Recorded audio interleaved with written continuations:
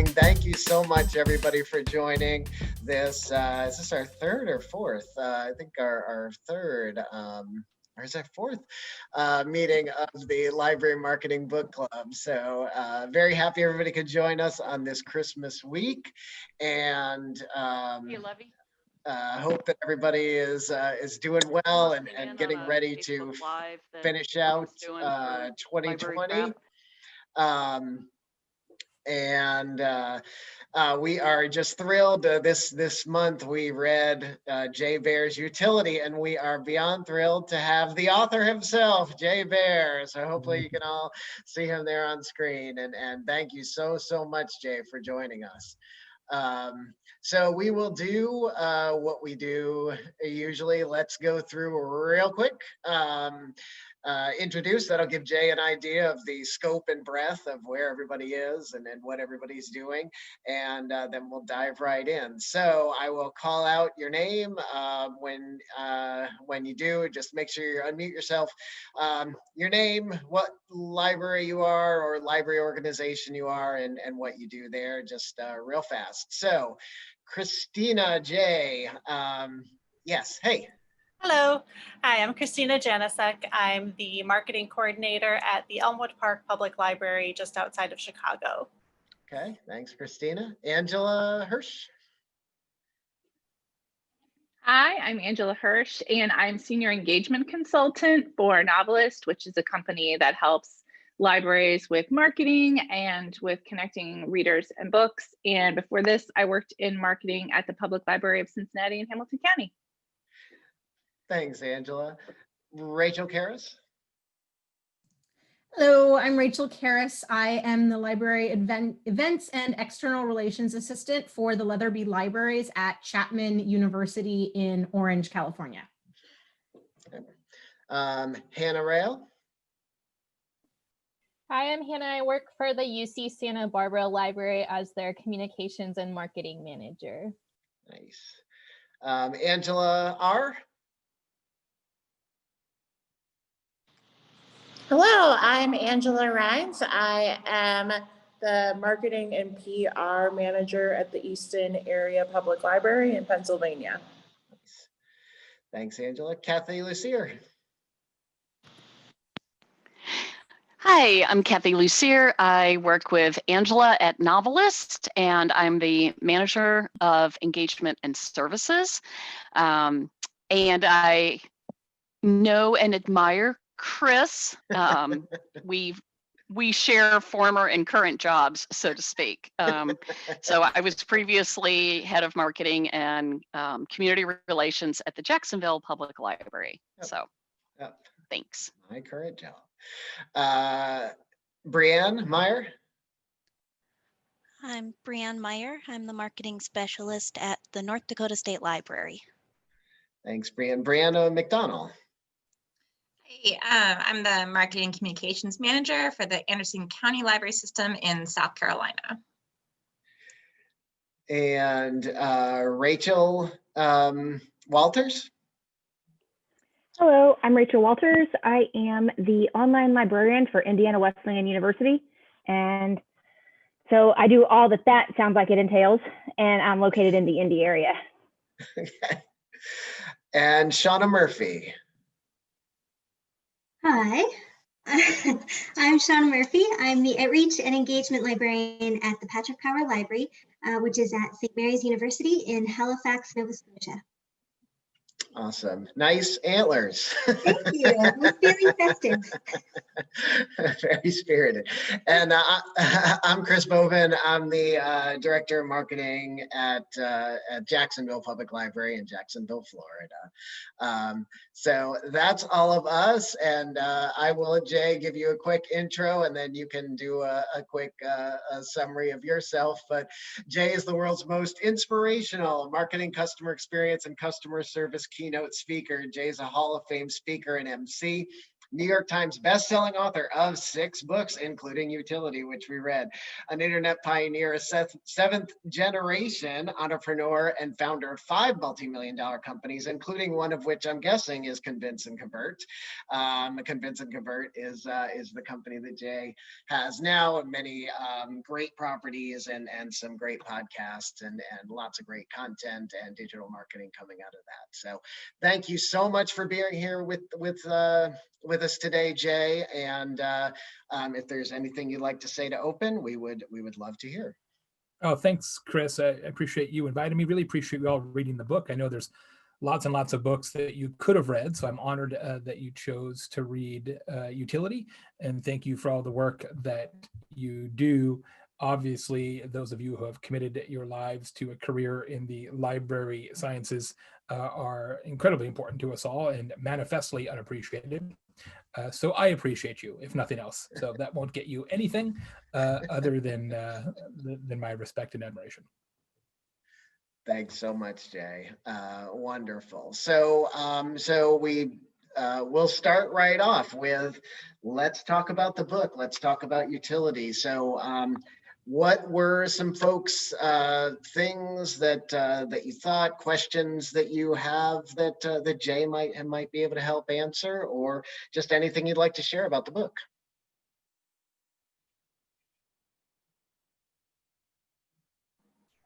I'll dive in.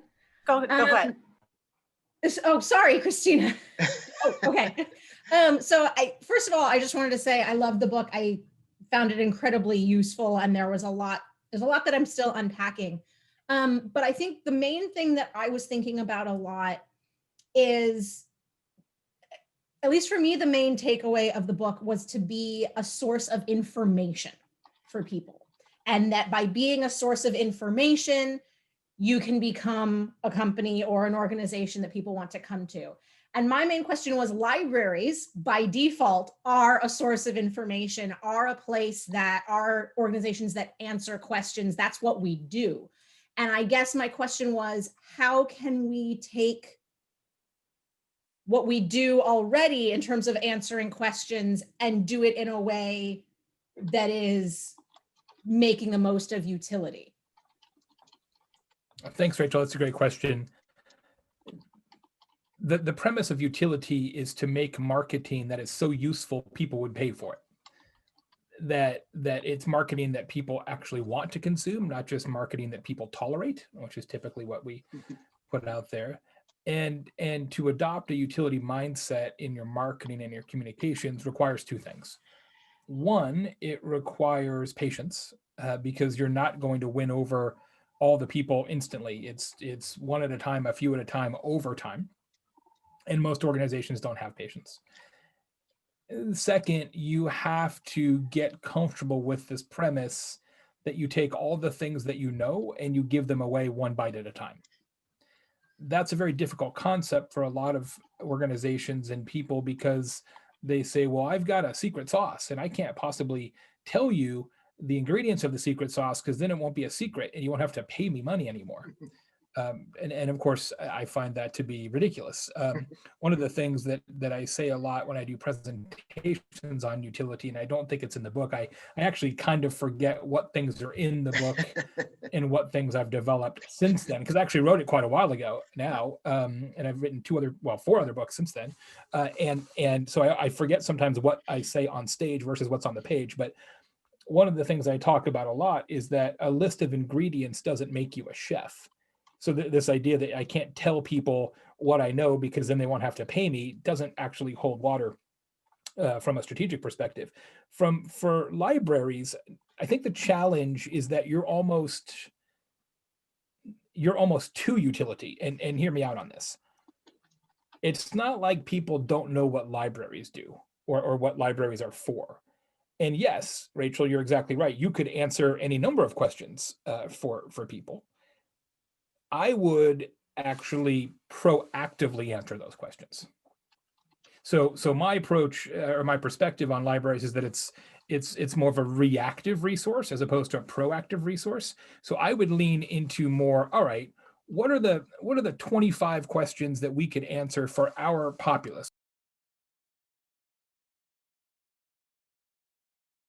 It was something I said, apparently. That was super strange. It literally just disappeared on me. Yeah. I don't know. It was very I don't good. know. So yeah, so I think that's the approach, right? Is to figure out what do people want to know and answer the questions before they have to ask it, and then use that as kind of the marketing hook.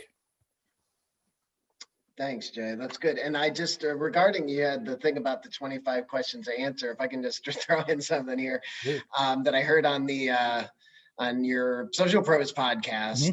There was something really cool that I recommend everybody listen to it. I'll post the episode. It was the end of year episode, and Stephanie Liu wrote this book on social media marketing, and she has this really cool way to come up with episodic content, and it has to do with answering questions that people ask you, answering questions people should be asking you, and then following from that. So that's a really great idea. Answer questions that people should know.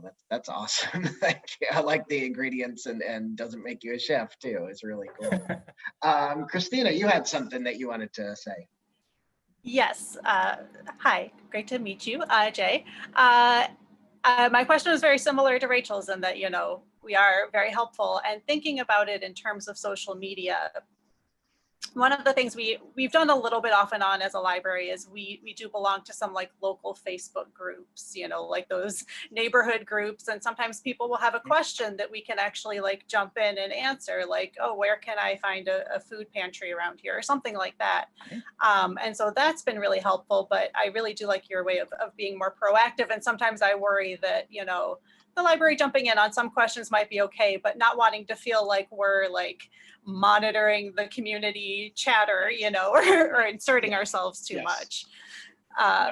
It's a fine line between monitoring for usefulness and being creepy.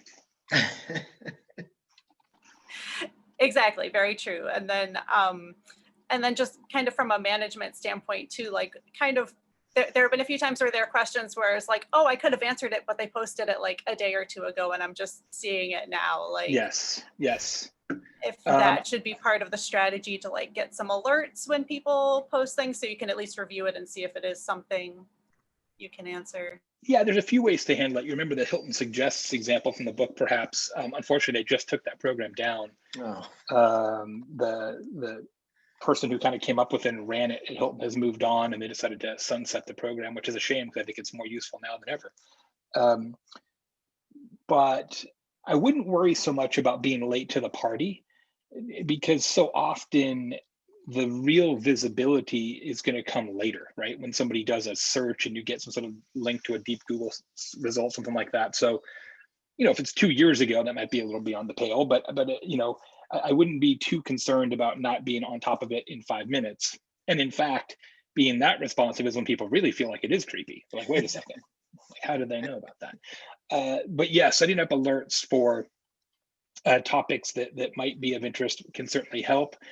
But because there are so many topics that are potentially relevant or that you could address, like kind of, you have a whole library at your disposal. So I would suggest that you could probably answer just about anything if you wanted to, bad enough.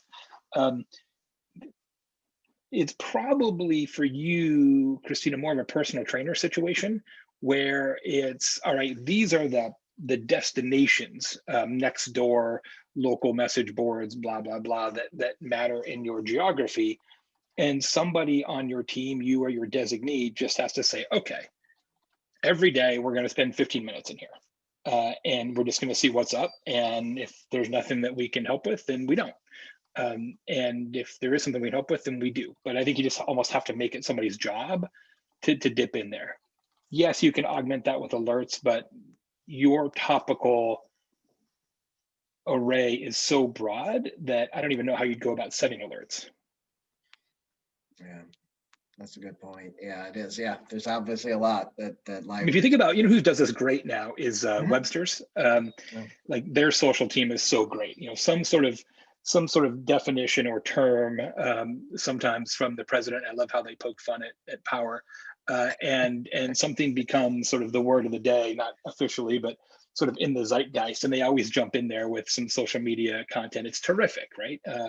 They're just paying attention, and they capitalize on that all the time. That's awesome. Yeah, that is neat. I'll have to definitely, it'd be a great one for us to all check out and model ourselves. Oh, it's so after good. Some of that, some of that Webster's.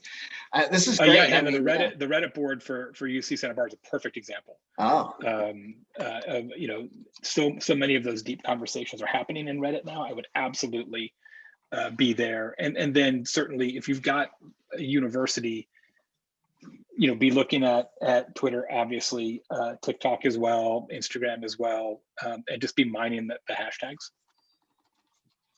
Yeah, it was interesting to hear about some of the thoughts of you and some of the other folks on TikTok, and how you know, it was something that seemed kind of jokey, and now it really seems like a pretty interesting and viable and useful platform. Massive. Yeah, and I think especially for those of you in a university setting, the ability for the library to connect with students and at some degree level faculty and staff via TikTok is unprecedented. I mean, that's where we do a lot of higher ed work. I don't even know if you know this, Chris. We have, I think, 12 university clients, something like that. Wow.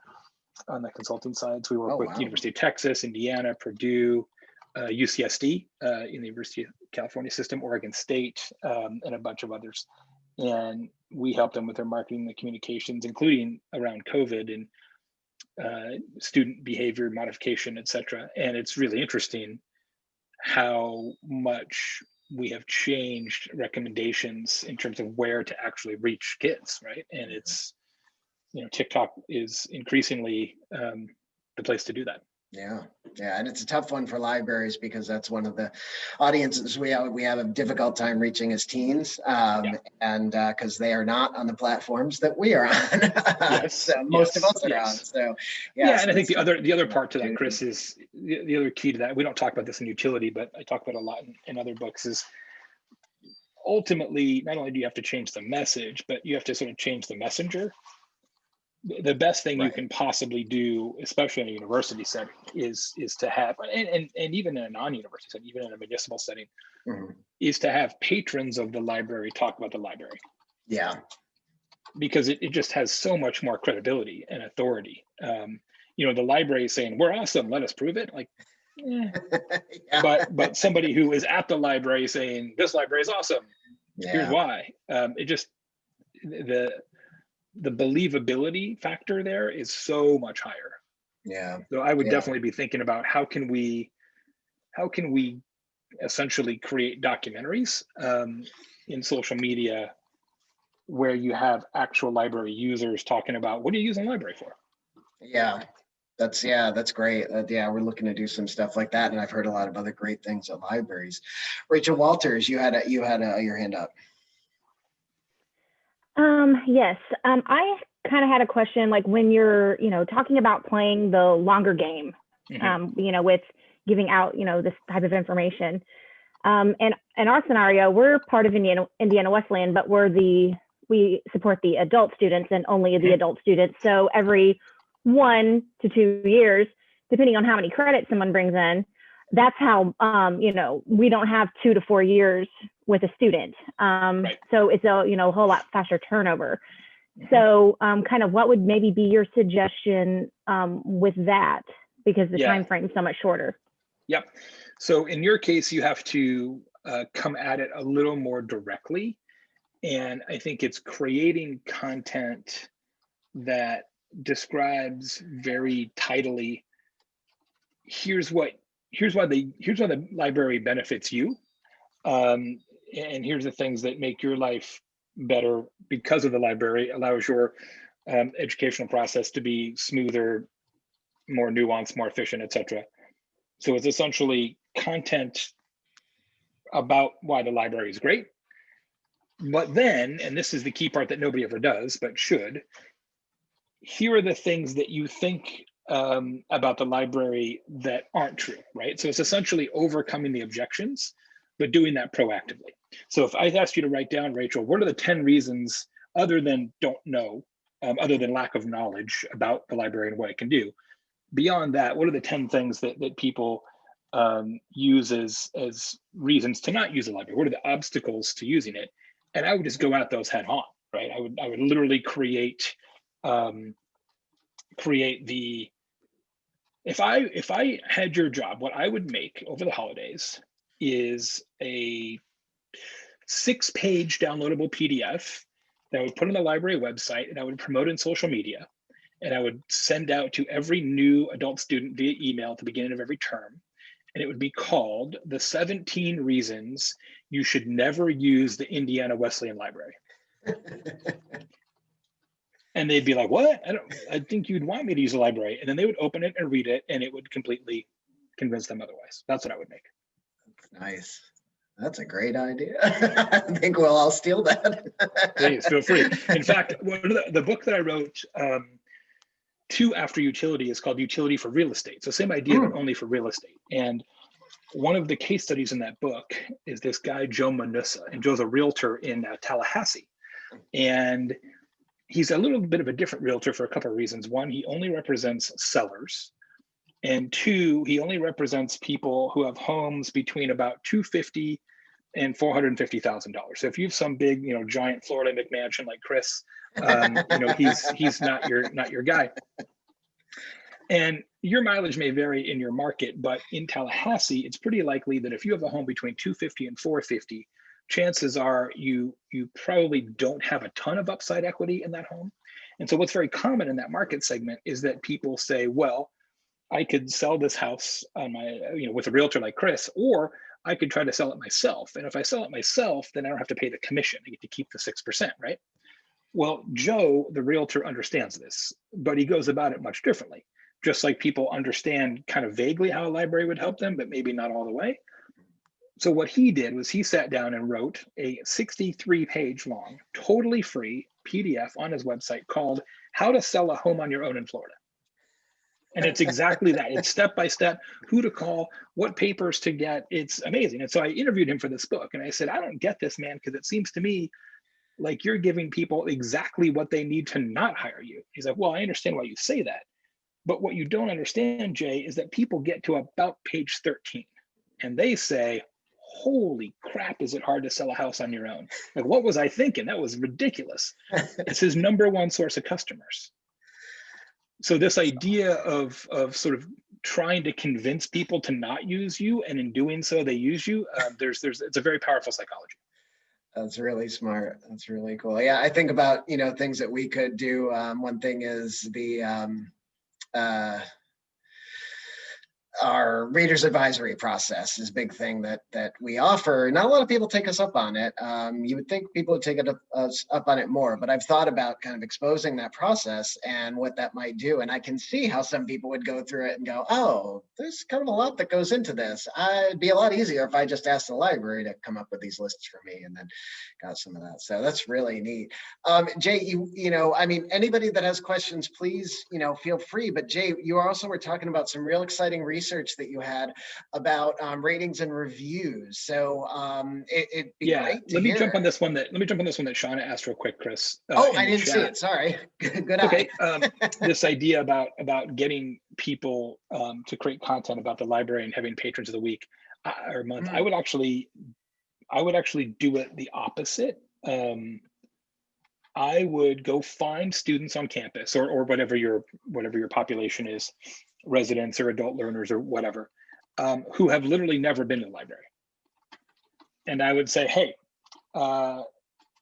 we're looking for volunteers who have never been to the library before. We're going to give you a $25 Chipotle gift card or whatever for the university bookstore. And what we want you to do is go to the library 3 times over X period of time. And then we just want you to, each time you're there, shoot a video on your phone about your experiences. Awesome.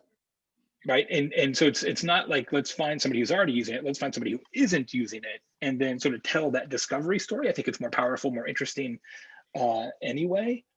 That kind of documentary style approach, I think, will be more powerful and believable anyway. Yeah.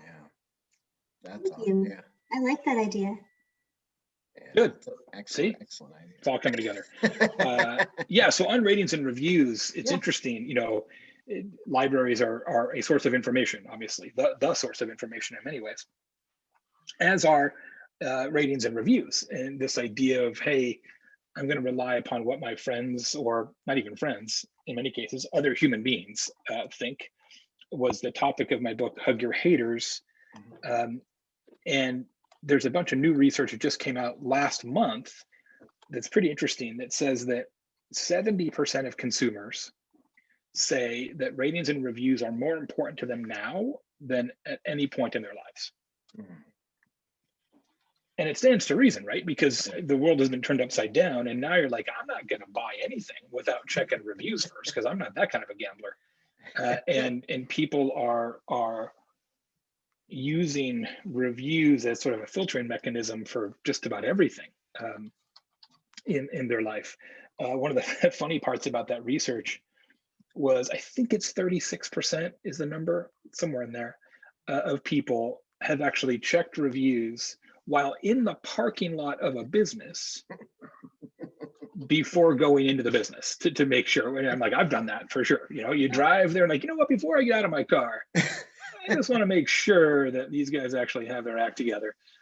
So it is really, really interesting. And so this idea of we're relying on what other people think, but not relying on what organizations or companies say, is a huge trend. It's been happening for years, but the pandemic has accelerated it, like so many other things. And just another reason why creating content from actual library users it can be a better approach than creating content from yourselves. That's that's really, it is really interesting. We've claimed all of our Google business listings, so we get those reviews. We just went through the process of claiming, because I don't even think we realized this, and some of y'all may have the same experience, that we just claimed all of our Apple Maps, which is a little heavier of a process. So now we have that, we have Yelp, and I find that Bing has its own too, which are based on Foursquare. This is super old. Has anybody else on the call had any success with marketing through your reviews, or some good stories about reviews? Anybody have anything to share?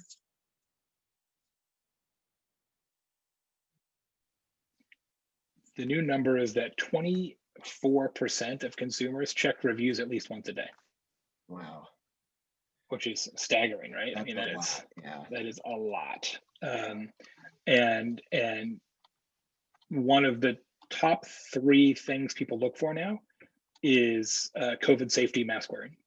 Yeah, and I think we all probably, I would think that most of us probably have that. I know on our library website is something about masks and safety. Yeah.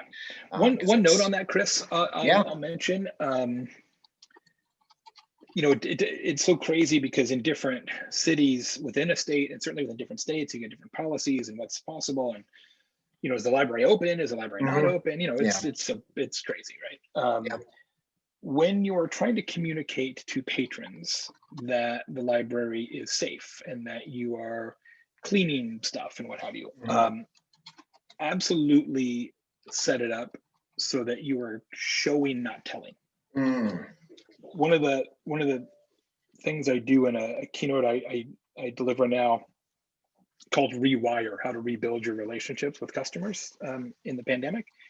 In Rewire, I show this example of a hospital that has a very, very long FAQ on their website about their safety procedures. So masks and how they're cleaning the elevators and, et cetera, et cetera.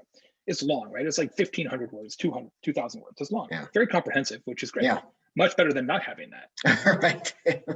And then there's another hospital, University of Iowa associated, if I recall correctly, and they have a 3-minute video that actually shows their staff cleaning stuff, like wiping down the elevator buttons and like cleaning the legs of the chairs in the lobby, right? And I don't need to read anything at that point, right? Just the visual of showing it is so much more compelling and so much more persuasive than reading it, that when you're creating that kind of content for your own facilities, definitely go that route if you can.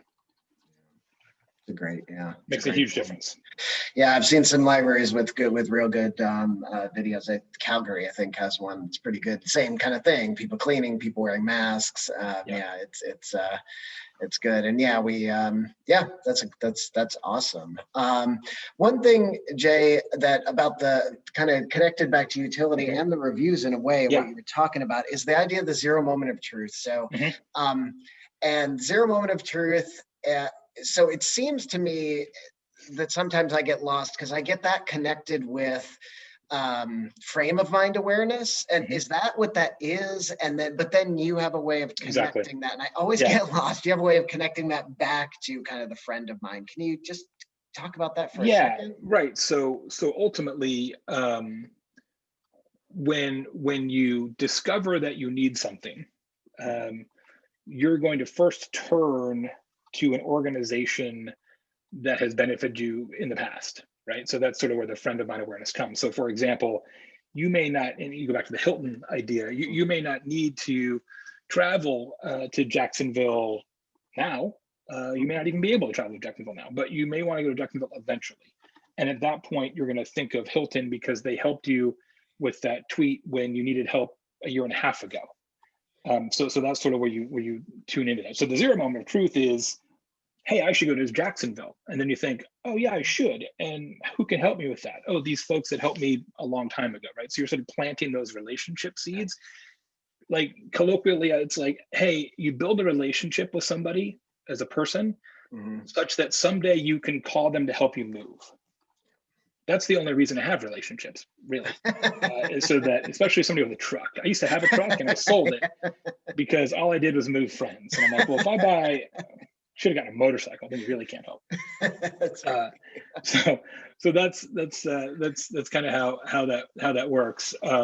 Is my friend Chris Brogan in his book Trust Agent said it's this idea of being there before the sale, right? Which makes a lot of sense, Yeah, and so that's good. So you're not trying to capture the zero moment of truth necessarily by trying to find your way to insert and interrupt, but you're trying to find a way to build that, especially for you, so when it happens. Yeah, I don't know that it makes a lot of sense for you to sort of get into a big demand creation game, right? Right. This idea like, let's do a public service campaign about using libraries. Like, that's not going to work. Yeah, right. And it's not going to work, right? We've tried those kind of things, and it doesn't get great response. It's difficult, but yeah, if you can plant those seeds by doing some of these other things, it definitely seems like it's going to work. Yeah, it's that sort of marketing sideways approach. Yeah, I see a couple things in the chat. I didn't know if there were any questions. Oh yeah, there's some good ones in there. Shawna asked how to encourage people to leave more reviews. You just have to ask them, right? And an individual person asking them, like a human being asking them, is better than an email or a sign or anything else. But most of all, just ask them. Don't incentivize them. Certainly don't make it a quid pro quo. In fact, the research suggests that when you tie review creation to a financial reward, it actually depresses the likelihood that somebody will do that because it turns it into a transaction and just feels kind of icky. So you just need to ask them, and then ideally tell them why it's important. That'd be a great thing. They may understand that. They may understand why a review is important to a restaurant. They may not inherently understand why a review is important to a library. So ideally, you've got somebody who's a library worker who says, "Hey, thanks for being here. By the way, we would love it if you would leave us a review on Google because ... That's the best way." Yeah, it'd be a great thing for us to arm our frontline personnel with that why of the reviews, and so because they have that chance to ask people. That's it. Yeah, and also all the research suggests that it's tremendously more likely. I think it's 400% more likely that someone will leave a review if you ask them while they're on premise. Yeah. Because once they leave your premise, it's like, man, I'm on to the next thing. Like, you can still send them an email, or a text message or whatever and ask them down the road. But the likelihood they'll actually do it goes way up if you ask them while they're standing there. Yeah. Does that work in the virtual presence as well? Like if we were helping somebody on the virtual Absolutely. reference? Yes. Of course. Yeah. I don't necessarily mean physical location, but I mean while they are engaged with you presently. Okay, thank you. You bet. You bet. Yeah. She also asked, are the more web pages better idea from the book? Yes and no. So the way SEO works is different now than it was when I wrote the book. More pages are better if the topics are pure. Because what Google uses now are sort of topic clouds as opposed to like keyword based SEO. So if you've got 500 pages all about, I don't know, raising swine, that's better than 400 pages about raising swine. But if you have 500 pages and it's about a bunch of different things, and what you really care about and getting traffic for is raising swine, then you're better off getting rid of the pages that aren't on topic. So focused content is better. Yeah, and that has changed quite a bit. They used to really reward sort of breadth in general. The philosophy was, and this is when the algorithms weren't as powerful, the philosophy was, well, geez, if you've got a lot of content, then you must actually be in it for the long haul and you actually know what you're talking about and you're producing stuff. And now it's more about, well, you know, are you the authority on this particular topic? Yeah. So we actually go through a lot of processes. We do a lot of consulting on this for clients. We call it a ROT audit, R-O-T audit of content for clients on their website. So R is redundant, O is off topic, and T is, it's not tired. I should know this, but I don't. Some other sort of adjective. I'll have to ask a strategist. But we actually go through that process and say, yeah, you already have this answered better on a different page. So if you have two pages that you're trying to do the same thing with, they're actually competing against each other, right? So you're better off killing one of them and keeping the better one. That's kind of the philosophy we take too now, but I just was wondering if that was still the case. And it sounds like quality and quantity of valuable content. Yeah, and you can get into some really nerdy stuff too, where like, all right, you've got more pages, but you do a redirect between them so that the SEO value of one accumulates on the other, right? So you sort of, you know, are playing favorites with your children from an SEO perspective. So there's lots of things you can do on that side. Thank you. Yeah. Jay, did you, we have you for about 5 more minutes here. Did you have something you could drop quickly to talk about your coveted customer experience topic, or, yeah, you know, sure. or some other content for us to look That's at? the new thing that I'm working on. The way I write books, actually, the way I wrote Youtility as well, is different than most authors. Most people write a book and then they write a speech based on the book, and then they do speeches about the book. I do it the opposite. So because I have a consulting firm and we work with so many big brands, I get asked questions from big companies literally every day. And what I try and do is keep track of those questions. When I see a pattern emerging, I think, well, geez, if my clients are the biggest companies in the world don't know the answer to this, probably nobody knows the answer to this. And then what I do first is write a speech about it. And then I'll go do that speech 40, 50 times and get it kind of polished and perfected. And then if it kind of feels right on stage and people react to it well, then I turn it into a book. So it's almost the mirror image of how most people do it. And so what I'm working on now is not really a marketing book. It's a customer experience book. The premise is coveted customer experience. It's not a book yet. I'm still in the making the speeches phase. I've probably done it 20 times, maybe 25. And it's the idea that if you tell somebody in an organization, even a library, you should have a better customer experience or better patron experience,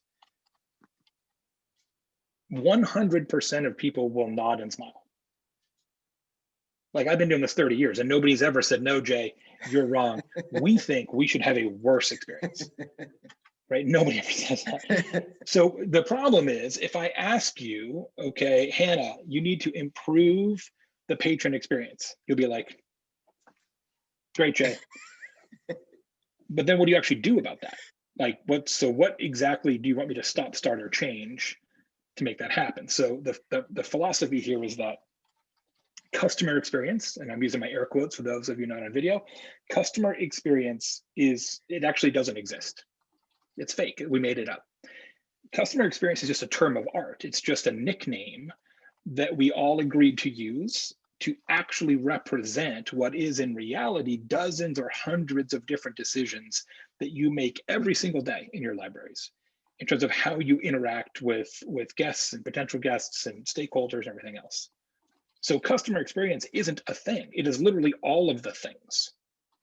Consequently, if I say, Hannah, get better at that, you're like, okay, but how exactly? Like, customer experience is largely not actionable, which is why, fun fact, 70% of customer experience initiatives fail. They don't actually you say, make it better, and it doesn't make it better. Why? Because you don't know where to start. So this whole coveted customer experience premise is that I've done tons of research with my team on this, and of the dozens and hundreds of things you could do in your library, there's only 3 that really matter. There's only 3 things that matter to everybody. It doesn't matter if you're in a library or you're selling software or cars or tacos, it doesn't matter. There's only 3 things that matter to everybody, and that is they want you to be quick, they want you to be clear, and they want you to be kind. Quick, clear, and kind. And if you can get better at those 3 in this speech, maybe to be a book someday, kind of talks about how to do that. If you can get modestly better at quick, clear, and kind, you will have a coveted customer experience, which I define as exceeding expectations so palpably that price and perfection are no longer required. That it buys you the benefit of the doubt, which is probably the most important thing that we never talk about. Very nice. Yeah. So that's kind of the new stuff that I'm working on. Yeah, fits with trust, fits with everything that's always those core topics. Jay, before you go, any recommendations for books that you think would be good for us? Millions. Podcasts, anything like that, any one that comes to top of mind? And then, of course, I'm going to, we'll make sure to check out some other stuff. My friend Park Howell has a fantastic podcast called The Business of Story that we actually initially produced at Convince and Convert, and then he now does it on his own. And if you're into sort of storytelling in business, which you very may well be given what you do, it's an excellent show and terrific guest, and he's a great host. And he has a new book as well, which is really, really outstanding. And I'm trying to find the exact name of it because let's see, give me just a second, I'll look it up. It's excellent. I would definitely recommend that one. Also, if you haven't read my friend Mark Schaefer's new book called Marketing Rebellion. It's a really great read and sort of a challenge to how marketing has been done in the past. I think you'd find that one really interesting as well. Park's book is called Brand Bewitchery. Brand Bewitchery. Great title. It's excellent. Yeah. Yeah, I recommend both of those. Yeah. That's awesome. Also, do you listen to the Marketing Book Podcast? That's the best one.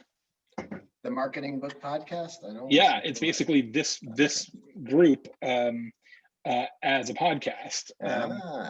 It's from my friend Doug Burdett, B-U-R-D-E-D-D-E-T-T, Burdett. He's in Virginia, and every week he interviews an author of a different marketing book, and so he reads them all himself. So he reads, 52 marketing books a year, and then some. And he is a terrific host, super well prepared, very, very good. If you like this kind of thing, that's an awesome show. That's great. Oh, that's awesome. Yeah, totally. Yeah. That fits perfect. You should actually have him on. Yeah. To talk about his favorite marketing books. Heck yeah. Because he's read them all. Like literally. That would be awesome. No, that would be. He would definitely do it. Yeah. And Chris, send me a note and I'll connect you. I will. Thanks so much, Jay. I really appreciate it. Happy Thank you so much for your time, bet. Jay. This Happy was holidays, you guys. absolutely Appreciate wonderful. you. Thanks Happy again for reading the holidays. book. It's very kind of you. Thanks. We'll see you Thank you, soon. Happy Jay. Hey, holidays. if anybody wants a signed copy of any of my books for your libraries, let me know. I'll take care of it. Thank you. That's awesome. Oh, Thank that's you very so sweet. much, Jay. Of course. Thank you. Thanks Happy a lot. holidays. Take care. Jay. Thank you, Jay. Thank See you later. you. Well, that was awesome. That's so cool. Wow. So many cool ideas. I want to try all of them. That was great. Hope y'all enjoyed that too.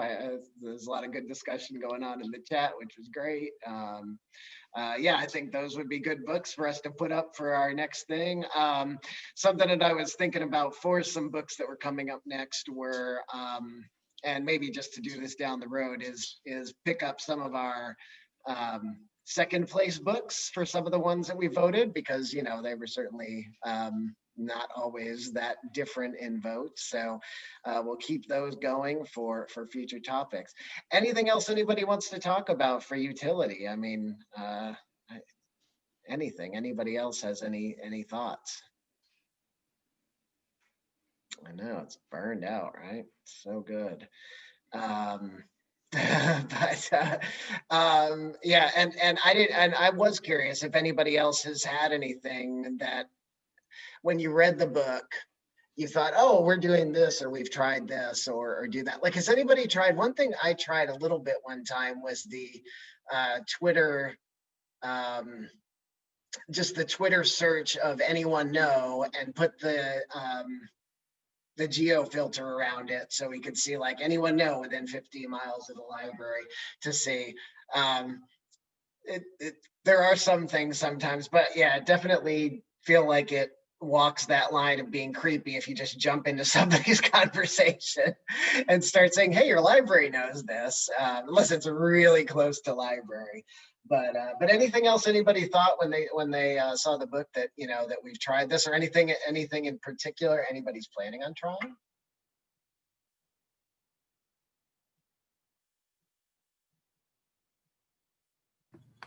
I think one of the things that we're going to really lean into in 2021 is libraries being about books. We're an expert on books.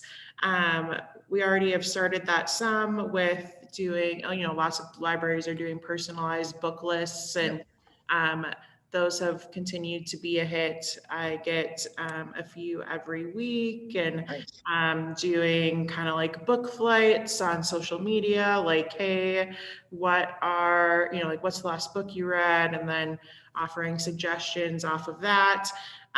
But have just really felt like I need a repository, a place, I guess a blog. I'm not sure that I love that word, but a place to put all of our recommendations based on different topics. We had a lot of anti-racism lists. So just a place that isn't social media, that isn't necessarily just straight up on our website of, if you're looking for books about Native Americans or, women's fiction, here is our lists of recommendations. And then, I read and review a lot of books in my personal life. So leaning into, I guess, my expertise and interest there and bringing that in as well. Angela, I just want to second that. I feel like I also want to start a blog, and I can't seem to sell my UL on it. She thinks that blogs are dead and no one reads them. But not true. I feel like blogs have evolved over the last, like 10 years, and people use them differently than they used to. But every company that I see has a blog, and it's all, value added content about like, here's 5 different social media platforms or social listing platforms you can use, and one of them is theirs, right? Or like they're really pushing this value added content that I think Jay is talking about in Youtility, and and just that function of like archiving. You put so much work into things, and you don't want them just to be like a Facebook post and then gone forever. So I really like that idea of like having a place to kind of that's searchable for people so they can go back and see that you've actually consistently created great content, right? Yeah. I know that Angela Hirsch probably has some opinions about blogs being useful and not dead. Yes, and it took me. I wanted to get a blog for the Cincinnati Library. It took me 5 years to convince them, and it did. So, but I don't think it'll take as long for you because, like you said, blogs have evolved. So when I started making this argument, blogs were a different thing than they were when I finally got the green light. But one thing that I just kept hammering home to them was the media landscape is different than it used to be. Like, we had such a terrible time getting press coverage of great stuff that was happening at the library. Social media algorithms are working against us, but this is our platform and we get to control the story. We get to control the narrative. And like you said, we add value content to the blog, and then we have all our platforms like our email and our, we can promote it in newsletters and all that stuff. And we can get the story out about our library, and we have control of the story. So I just like kept hammering that home with them. But and once we started it, and we got tons of views, lots of, every time we wrote a story about the makerspace, the makerspace would end up being booked out for 3 months because people would see the story on the blog, like they may not have realized we had a certain piece of equipment, and then they would go crazy booking it. So once we started doing it, the value of it just became pretty obvious. But I feel when you said that, I was like, oh God, like PTSD flashbacks from making that argument. There's, and there's probably something to be said about maybe even approaching it. I don't know. There might be something in there about approaching it the way that Jay says about here's all the reasons why we shouldn't have a blog, and then kind of tearing those down. One of them that I think, when you say that, you have people that say nobody reads blogs anymore. Now, if it's a very specialized blog about something like, and I'm not blowing sunshine, but like Angela's blog, which is very specialized and it's about library marketing, then library marketing people are going to follow it and read it and look for things when they come up. For library blogs, we don't have ours. We don't really expect ours to be set up as like a, we actually don't have a subscription option. It's just a failure of just a gap in how our website works. But we don't even really expect people to do that. Like, we don't expect people to be regular blog readers of our content. But where people are getting it is, and I know there's some arguments against this, but when people are searching, that is moving us higher up in the search rankings. So the blog is where some of what Jay was talking about like your question about the number of web pages. I mean, that's where it is, right? I mean, those are the web pages, are the blogs, the blog articles, and that's what it is really driving the traffic. People do say things like blog is dead, and then people say things that email is dead, but email is not dead. Newsletters are hot right now. Everyone on Twitter is like, newsletters. Newsletters are a huge thing, and email marketing is just enormous because you get people to subscribe for things that they want, and then that's where they want them, is in their email. So yeah, Shawna, I think it'll be interesting for us to follow you on this journey of getting to the blog. But yeah, and the other thing that Angela said about the that's your own turf, and social media sounds interesting because there's a lot of people on it, but the algorithms are not showing the stuff that we want people to see. They're showing the stuff that people want to see, which a lot more often is going to be friends and family and things like that, and it's just not going to pop up as often. So yeah. And I find that social media is limited, right? So if you want to put out a list of books or talk about your makerspace or link to the catalog and it's all short form. Yeah. So any sort of usable resource just isn't going to work on Instagram. Like that's Right. not what people are looking for. You direct people through Instagram to that. So I'm grateful that I just turned to my boss and was like, I think I need to start a blog. And she's like, do it. Hey. That's great. I like your boss. Yeah. Awesome. I'm grateful. That's awesome. Well, we're wrapping up here. We just got a couple minutes, but I hope you guys had as much fun as I did. That was so cool listening to Jay. Hopefully we can get more authors in the future, and love the idea of having the podcast host of that marketing book podcast, which I'm definitely going to add to my feed, to come on and talk about some stuff. That would be so cool. But yeah, I'll put out a list of new books for us to choose from. Probably we'll grab those 2 that Jay recommended. Why not get those on the list and find something else. If you ever have book suggestions, put them together wherever you can in the Facebook. I'll find them. Don't have to worry about a special form.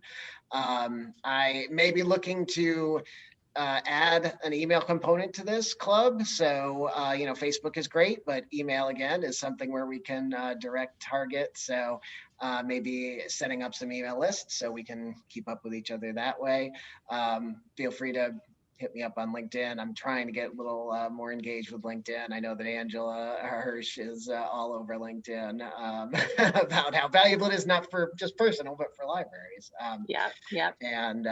And thanks so much, everybody. Hope everybody has a happy holiday, and I look forward to seeing you all in the new year. Yes. Happy holidays, everyone. Thank you, Chris. Thank you. This was so cool. Yeah. Thank you so much. All right. Bye. Bye. Thanks, everyone. Nice to Bye, see thank you. Bye. Good to see everybody. Happy holidays. Bye.